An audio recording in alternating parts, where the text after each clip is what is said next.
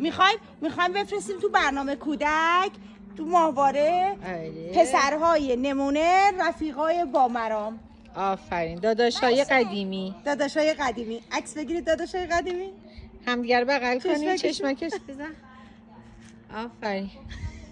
اردلان تو هم چشمک بزنم. آفرین.